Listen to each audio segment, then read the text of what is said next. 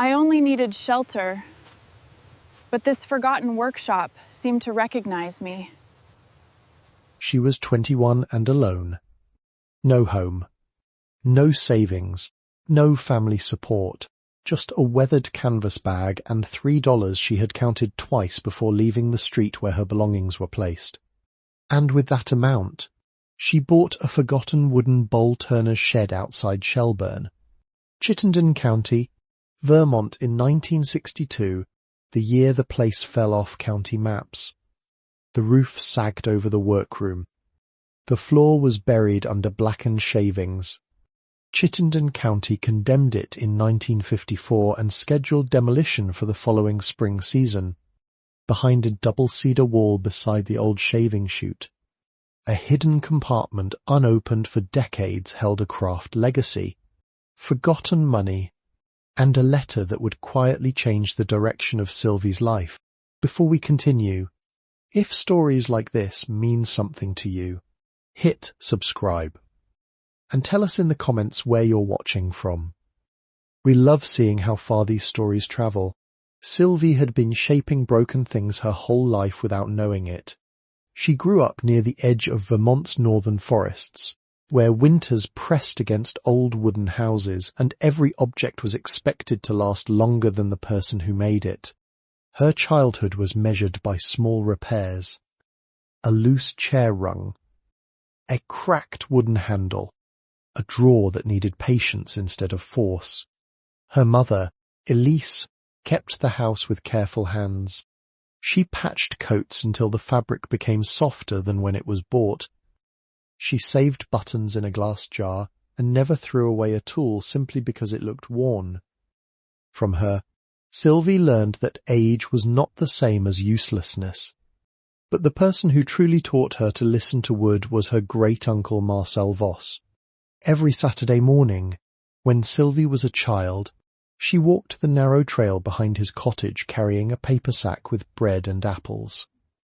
Marcel was a wooden bowl turner, one of the last craftsmen in the area who still worked with burl wood, the twisted growths that formed around old tree wounds.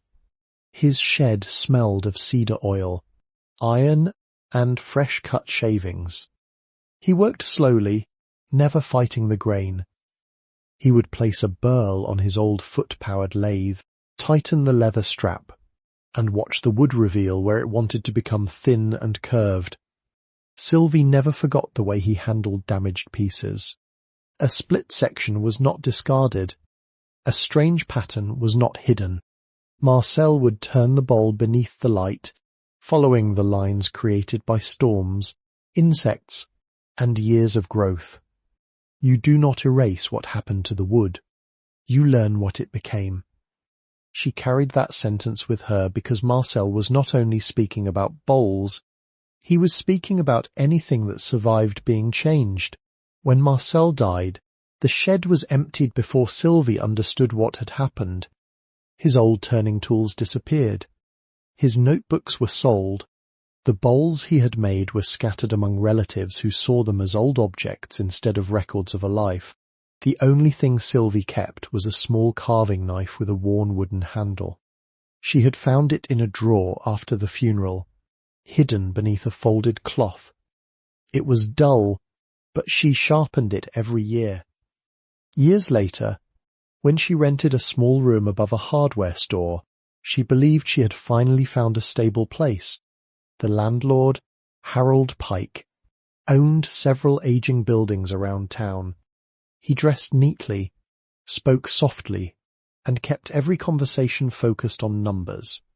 When a severe spring storm damaged the roof above the building, Harold decided the repairs belonged to the tenants. The damage came from old beams and years of neglect, but the invoices arrived with Sylvie's name written across them. She explained that she did not have the money. Harold listened while standing beside the hallway window, looking at the rain outside. He did not raise his voice. He did not need to. 3 weeks later, her belongings were outside. A wooden crate containing her books sat open on the sidewalk. Her winter coat was folded on top. The small canvas bag with Marcel's knife was beside it. Harold stood at the doorway holding the final envelope. "You owe me, so leave today now." Those 8 words stayed with her because her mother was standing across the street and never walked over.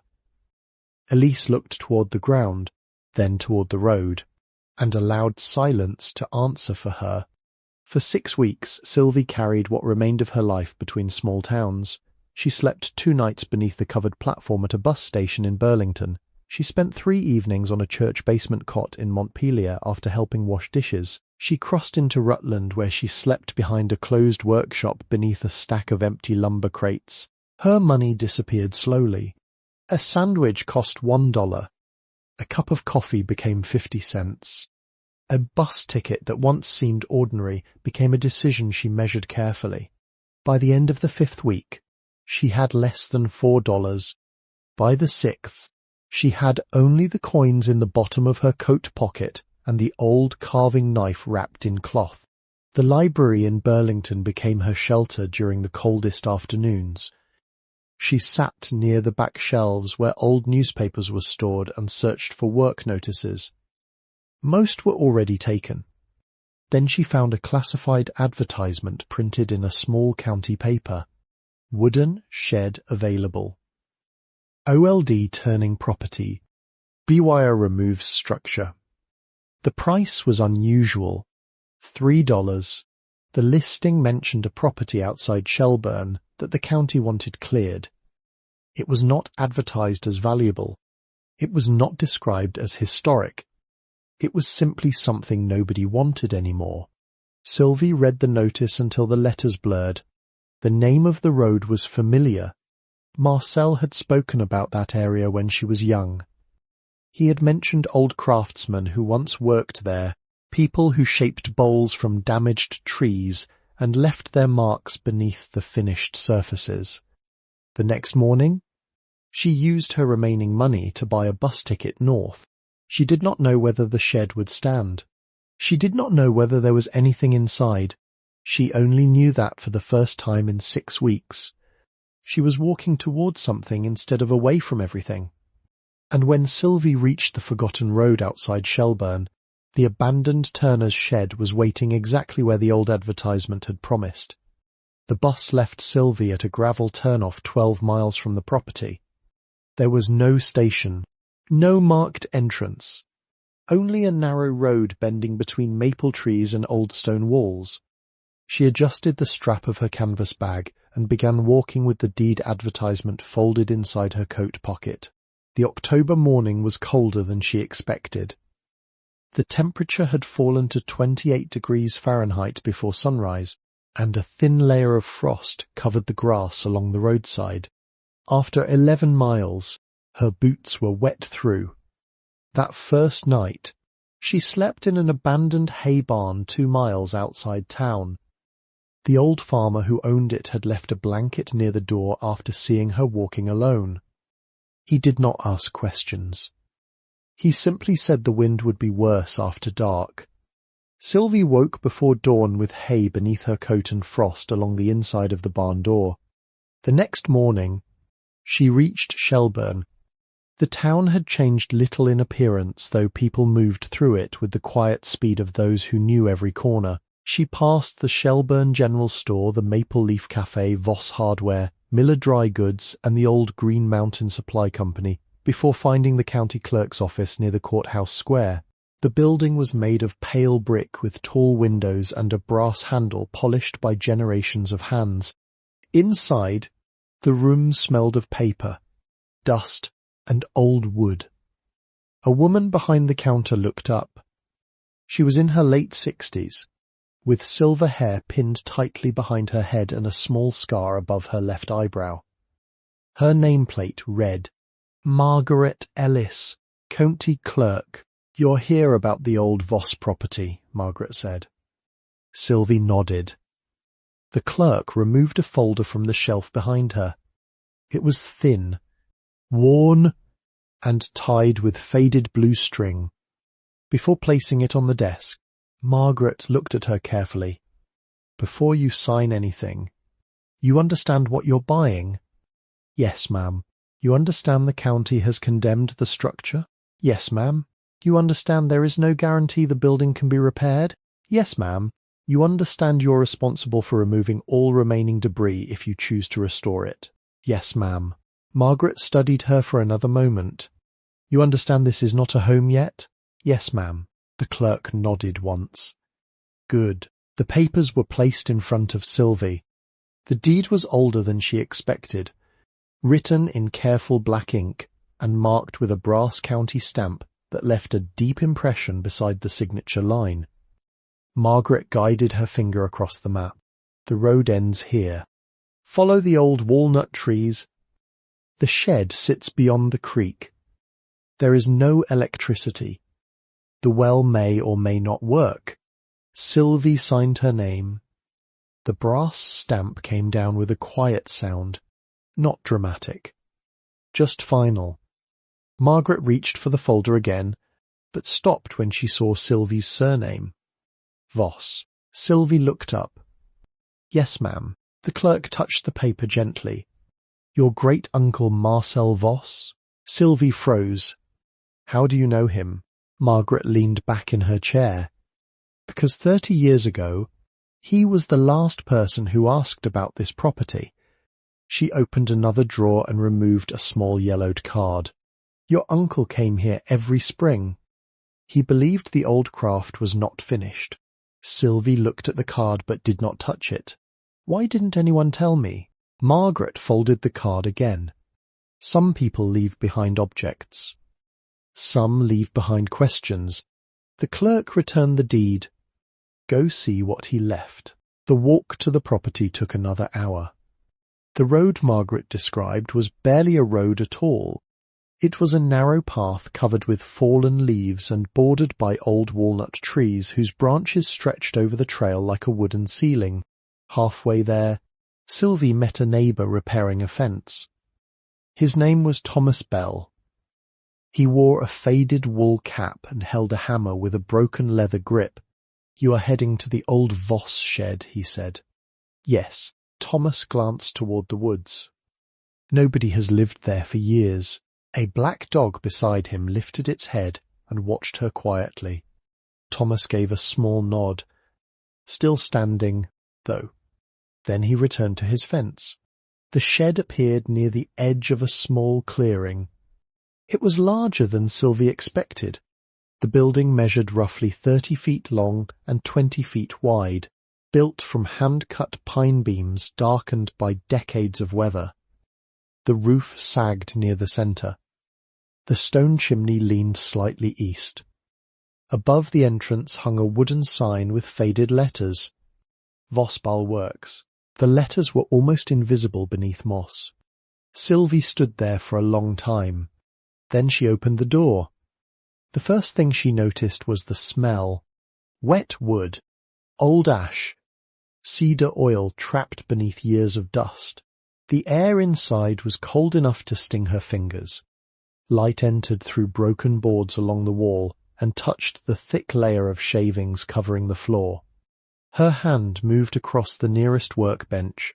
The wood was rough beneath her palm. In the back room, she found the old turning machine.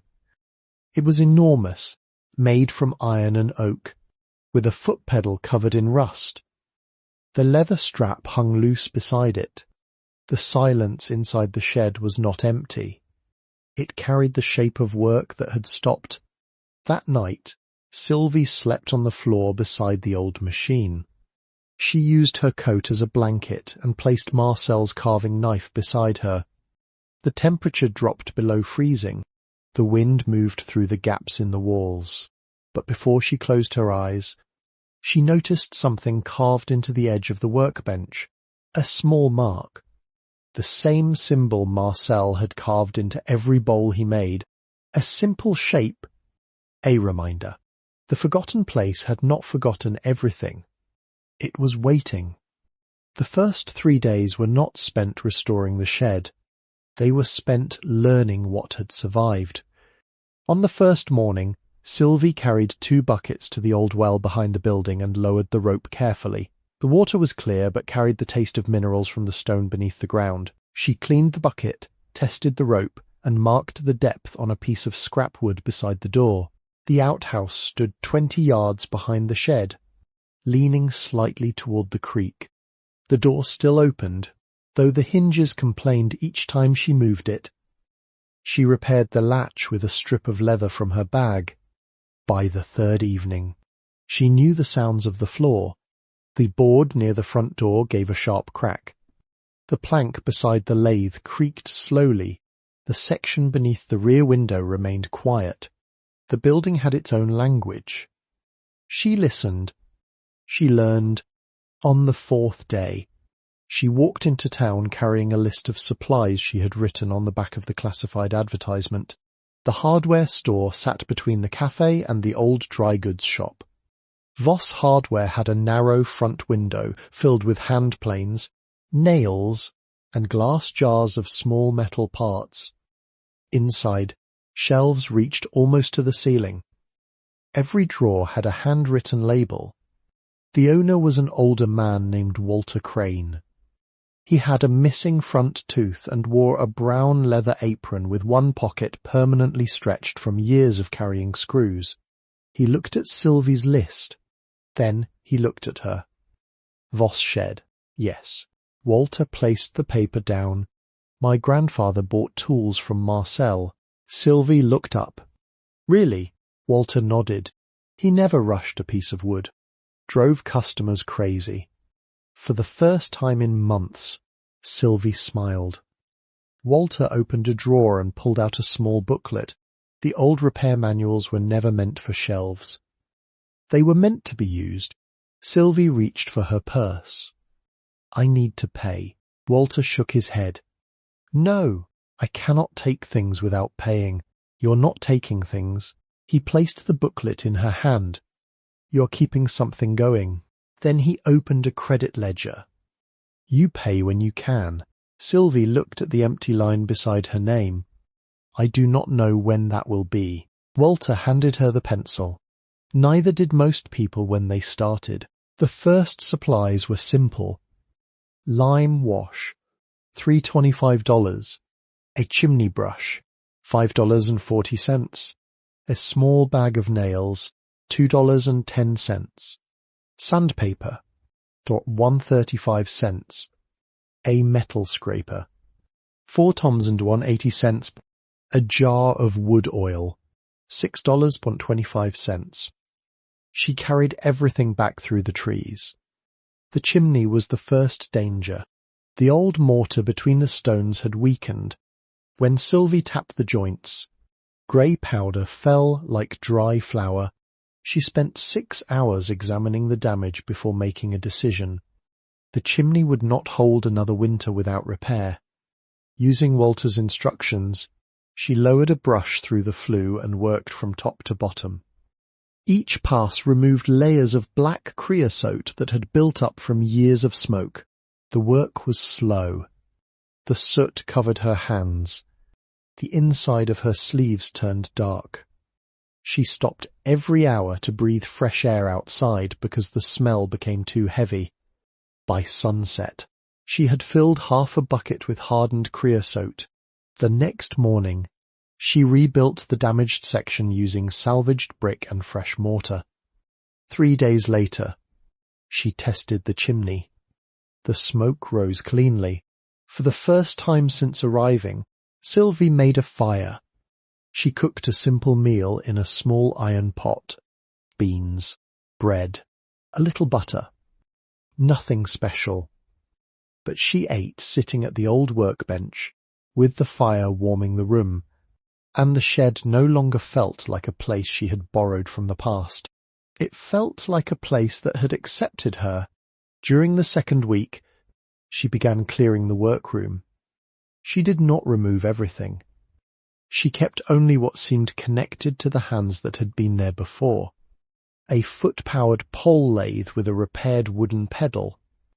A set of bowl gouges wrapped in faded cloth. A cedar measuring stick marked with handwritten measurements. A small sharpening stone worn into a shallow curve. A wooden mallet with Marcel's initials burned into the handle. and an unfinished burl bowl hidden beneath a canvas cover. Each object carried evidence of use. Nothing looked preserved. Everything looked used. That was what made it valuable. One afternoon, while sweeping beneath the old lathe, Sylvie heard something unusual, not the normal sound of loose shavings. A hollow sound. She stopped. She moved the broom again. The same sound answered.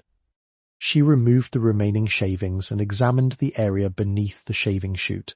The wooden structure appeared normal, but when she pressed against the side panel, it moved slightly. Not enough to see. Enough to notice. She checked the weight of the panel. Too light. She tapped again. The sound was different. A hidden space. Sylvie found an old cedar disc on the workbench. She used it as a guide and carefully traced around the edge of the panel. The cut line appeared. A false wall, behind the shaving chute. She did not force it open. She waited until morning. The next day, with a small pry tool, she lifted the cedar panel. Inside were 3 wrapped packages. The first contained Marcel's missing tools. Not ordinary tools. The original bowl gouges he had used when Sylvie was a child. The second package contained raw burl wood, carefully sealed in cloth. The third was a small tin box. The metal was green with age. Inside were coins, folded papers, and a military medal. Sylvie sat on the floor. She counted slowly. $26,100. Not a fortune. Not enough to change the world. Enough to change one life. The money was made up of old coins and notes collected over decades. There were silver dollars from 1898, wheat pennies from the early 1900s, buffalo nickels, and worn mercury dimes. The medal was from 1918. It belonged to someone named Thomas Voss. Sylvie held it carefully. She did not know who Thomas was. She did not open the letter folded beneath the medal. Not yet. That evening, she carried the tin box outside and sat beside the creek. The water moved over the stones without knowing what had been found inside the shed. The trees moved above her. The same wind that had pushed her from one place to another now moved gently through the branches. She watched until the light disappeared, and she left the letter unopened. Some things needed to be held before they could be understood. The forgotten place had not forgotten everything. The morning after the discovery, Sylvie carried the tin box back to the workbench before sunrise. She did not open the letter immediately. The paper was too carefully folded. The edges were softened from years of being touched, but not damaged. Someone had protected those pages for a long time. She recognized the handwriting before she read a single word. It was the same narrow, deliberate writing she had seen inside Marcel's old notebooks when she was a child. Each letter leaned slightly forward, as if the person writing it was always moving toward the next thought. Sylvie sat beside the window. Then she unfolded the paper. My dear one, whoever you are, if these words have reached your hands, then the house has found someone willing to listen. My name is Clara Voss. I was born in 1878 near Shelburne, Vermont, and I was the final keeper of this small turning shed before it became quiet. I write this letter because I have been carrying a truth that should not disappear with me. In 1931, I was diagnosed with pulmonary tuberculosis by Dr. Henry Wallace at Mary Fletcher Hospital in Burlington, Vermont. The doctor told me my strength would not return the way it once had, and he was correct. But he also told me that a person is not measured only by what they lose. I want you to know where this work began. My great-grandfather Elias Voss came to Shelburne in 1812 and learned wood turning from craftsmen who shaped household bowls from damaged trees. His son, Samuel Voss, continued the trade and built the first version of this workshop in 1846. Samuel's daughter, Margaret Voss, my grandmother, preserved the burl wood methods and taught them to her son, Joseph Voss, who rebuilt the lathe system in 1899. Joseph taught me, and I taught Marcel, 4 generations. Not because the work made us wealthy, because someone always chose to continue. The trade closed officially on October 14th, 1938. After that day, the doors remained shut for more than 30 years. There are reasons for silence. Sometimes people leave because they are tired. Sometimes because they believe nobody wants what they know. Sometimes because the world moves faster than the hands that built it. But wood remembers. When you shape burl wood, do not fight the twists. They are the record of what the tree survived. Keep your tools sharp. A bowl gouge should be honed before each long-turning session. Warm your blanks slowly before working them, especially when the temperature falls below 50 degrees Fahrenheit. Use a thin oil finish in 3 coats, allowing at least 12 hours between applications. When drying fresh burl, keep the moisture change slow, no more than 1% loss each week, or the wood will split from impatience. The craft is not about making something perfect. Nothing living is perfect. The finest bowls I ever made carried marks from storms, insects, and years beneath the bark. Those marks were not failures. They were proof that the tree endured. People are the same. A life is not valuable because it remained untouched. A life is valuable because it continued. I leave what I have in this place because I believe the next person who opens this door may understand that inheritance is not ownership. It is responsibility. Take care of the house. Take care of the tools. Take care of the stories attached to them. And if you ever wonder whether you belong here, remember this: the house is not empty. It has been waiting. You are welcome here. Clara Voss, March 6th, 1939. Sylvie read the letter twice. The second time, she moved slower. She followed every crease that Clara had made decades earlier and folded the paper exactly along those same lines. Then she walked through the back door. The morning air was cold.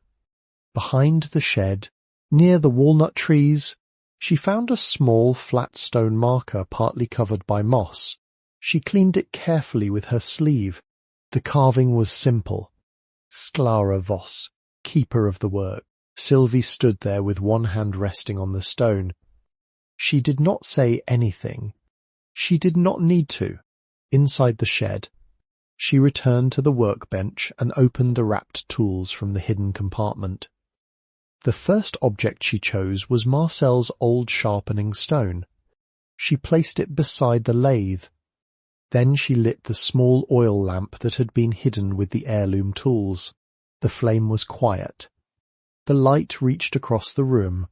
Over the following days, she began noticing the small kindnesses that had carried her through the worst months. Walter Crane at the hardware store had placed extra nails into her order without charging her. Thomas Bell had left a bundle of dry firewood beside the path after seeing smoke from the chimney. The farmer who gave her the hay barn had never asked her name, only whether she had enough warmth. 3 people. 3 small acts. None of them changed the world. All of them changed one person's direction. Before we continue, think about this for a moment. What is one small kindness someone once gave you that you still remember years later? A meal, a place to rest, a few words at the right time. If you're willing, share it in the comments. Sometimes the smallest gestures are the ones that stay the longest. That night, Sylvie slept beside the restored workbench with Clara's letter, Marcel's tools, and the old carving knife placed carefully beside her. For the first time in a long while, she was not sleeping somewhere temporary. She was sleeping somewhere that had a memory. The first snow arrived on December 3rd. 6 inches covered the clearing around the shed by morning, and the roof above Sylvie's sleeping area began leaking in 3 places. She did not panic. She carried Clara's repair notes to the table and read the roofing section 3 times before making a list. The roof measured 30 feet by 20 feet. The damaged side required 12 bundles of cedar shingles, 3 rolls of felt paper, and nearly 8 pounds of galvanized nails. She calculated each piece carefully because waste meant another trip into town. Walter Crane looked over her materials list and disappeared into the back room. When he returned, he carried an old leather roofing hatchet. "My father used this," he said. Sylvie hesitated. "I cannot take it." "You're not taking it." Walter placed it on the counter. "You're continuing it." The next morning, an older man named Arthur Bell arrived at the shed carrying a wooden toolbox. He had spent 40 years repairing roofs before retiring. When Sylvie offered payment, he shook his head. "Keep your money for the wood," for 11 days. They worked through cold mornings and short afternoons. Arthur showed her how to replace a damaged sister rafter without disturbing the surrounding beams. He snapped chalk lines across the roof surface and taught her to set nails with 3 careful strikes instead of 1 hard blow. On the 5th day, he inspected her row of shingles. "That nail's proud." Sylvie looked down. The nail head sat too high. "Pull it." She removed it and reset the piece. By mid-December, the final cedar shingles were secured. The roof no longer bowed beneath the snow. The shed stood straighter. Not new. Not untouched. Simply protected. The chimney took longer than Sylvie expected. Several bricks had begun to spall, breaking apart from years of freezing and thawing. The old mortar turned to powder between her fingers. She removed the damaged sections carefully and rebuilt them using a mixture of hydraulic lime and fireclay, following Clara's notes exactly.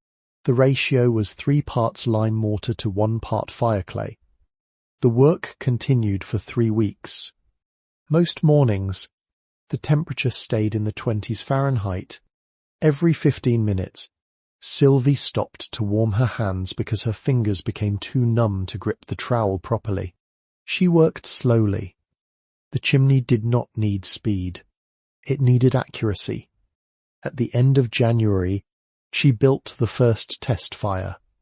She watched the smoke. It rose smoothly through the repaired flue. No hesitation.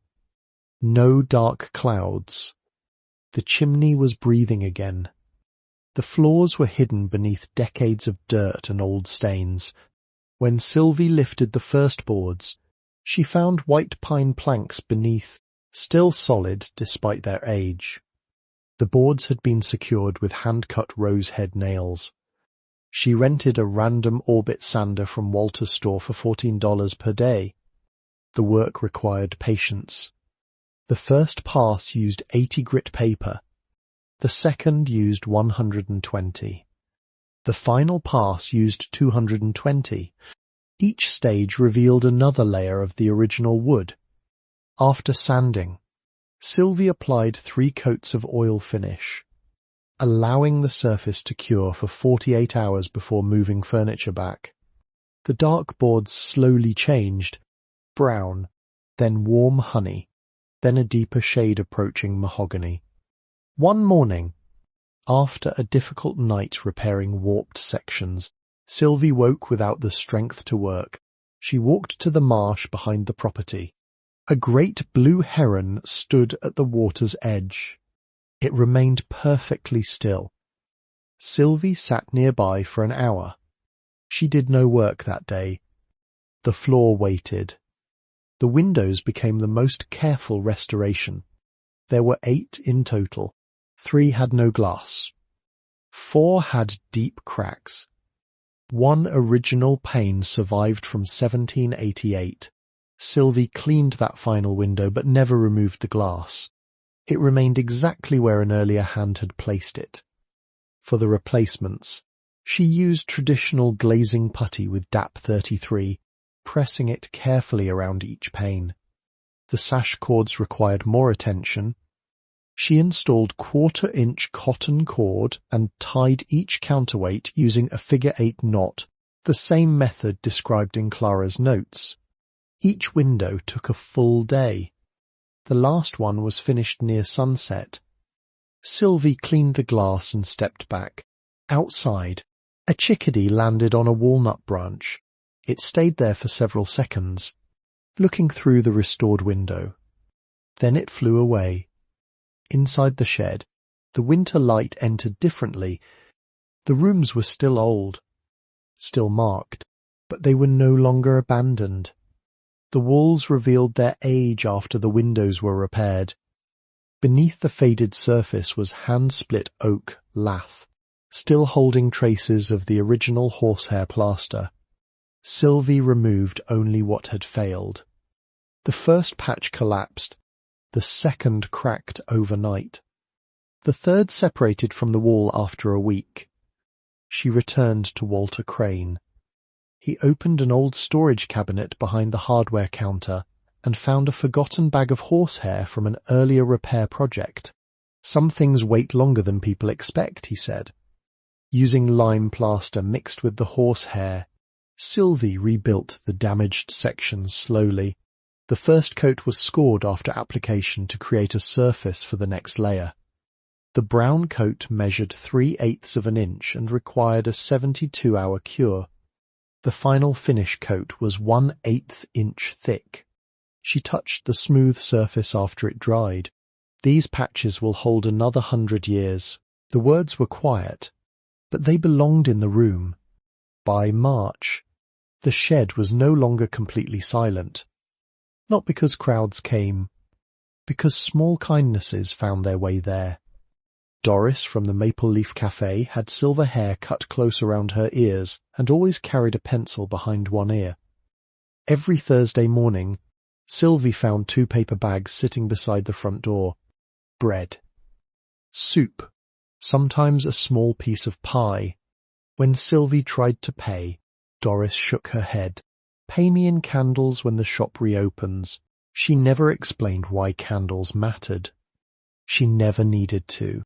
Caleb was 17 and arrived one afternoon on an old Schwinn bicycle with a splitting maul tied across the back rack. He was quiet, with a red wool scarf and hands already rough from farm work. I can help with the walnut branches, he said.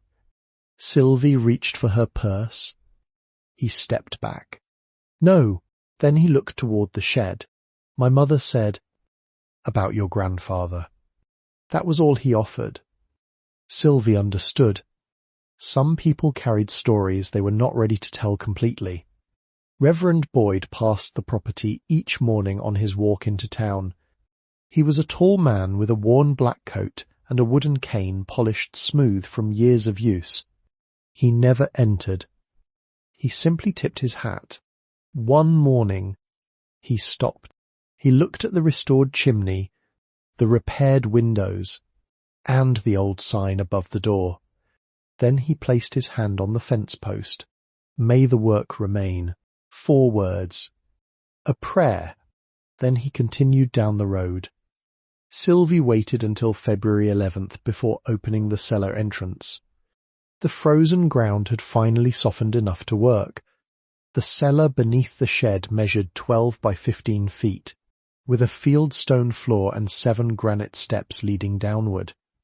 At the center was a dressed granite slab. A craft mark was carved into its surface, the same symbol found on Marcel's bowls. Sylvie brushed away dirt from the edges but did not lift it. Some things deserved patience. Under the 3rd step, she found a small oak box wedged between the stones. Inside was a brass key. The bow of the key was shaped like the symbol of the old bowl-turning craft. Beneath it rested a tintype photograph. The image showed a young woman standing outside the same cottage in summer clothing. She held a turning tool in one hand. Sylvie stared. The face looked strangely familiar, not identical, but close enough to make her sit down. On the back of the photograph was written, Clara Voss, daughter of Elias Voss, age 25, summer of 1903. Sylvie placed the photograph beside the letter. The brass key remained on the mantel. She did not know what it opened. She decided she was willing to wait.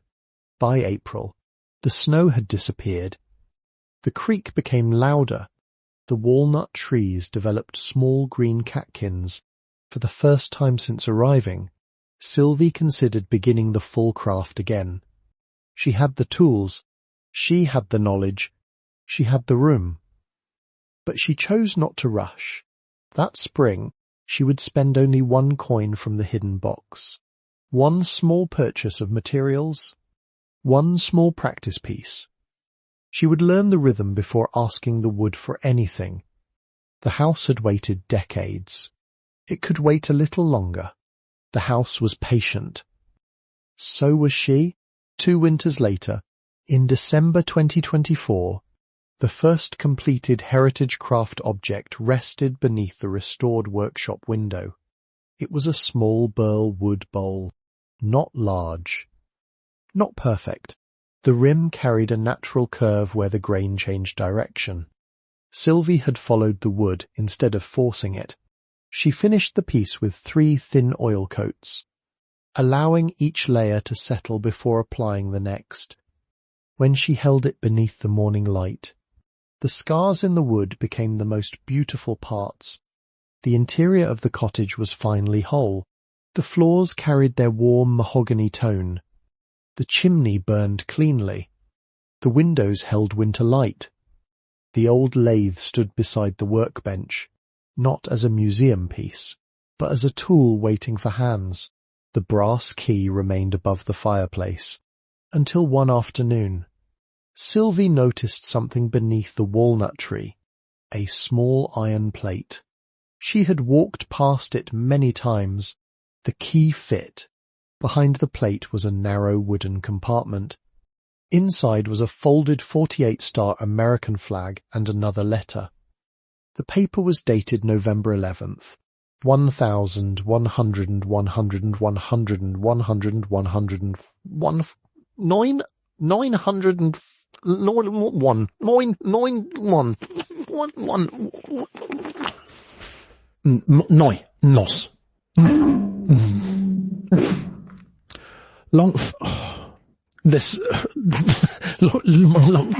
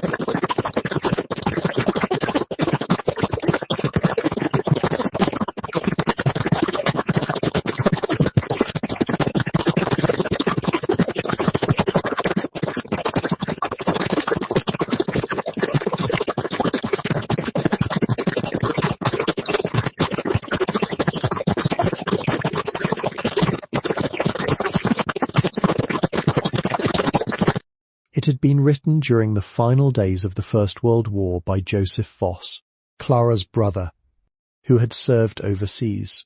The letter spoke about returning home, rebuilding the workshop, and remembering that a person's duty was not finished when a conflict ended. It ended with a simple request: keep something useful alive. Sylvie carried the flag and medal to the Shelburne cemetery on November 11th, the anniversary of the armistice. She placed the 1918 military medal beside Joseph Voss's marker. No ceremony. No crowd. Only a quiet mourning and a promise kept. Of the $26,100 discovered behind the shaving chute, Sylvie used only 3 coins in the first 2 years. The rest remained sealed inside the original tin box. On the lid, she wrote, "For the next one." The Maple Leaf Cafe placed a handwritten index card on the corkboard near the entrance. Voss Burl Works, small heritage pieces available within months. More than 40 names appeared on the mailing list. Not because Sylvie advertised widely, because people told other people. Caleb returned one spring morning carrying a wooden sign. He had carved it himself. The letters were uneven. The wood was beautiful. It read, "Voss Burl Works and Daughters." Sylvie looked at him. "You added that?" Caleb shrugged. "My mother said the old names should make room." She placed the sign beside the door. Years later, when Sylvie began writing her own letter for whoever would one day open the workshop after her, she started with the same words Clara had written. "My dear one, whoever you are," she wrote about the tools, the house, the people who carried kindness without expecting anything back. She wrote that inheritance was not a possession. It was a responsibility passed from one careful hand to another. The forgotten place had not forgotten everything. It had been waiting for someone who understood. The wooden bowl turner's shed waits. It has always waited. And in the county clerk's office, inside a quiet wooden drawer, the original $3 bill remained folded beneath the old property records. Margaret Ellis had written one note on the back years earlier. Not a value. Not a warning. Only a reminder. Someone believed this place was worth saving.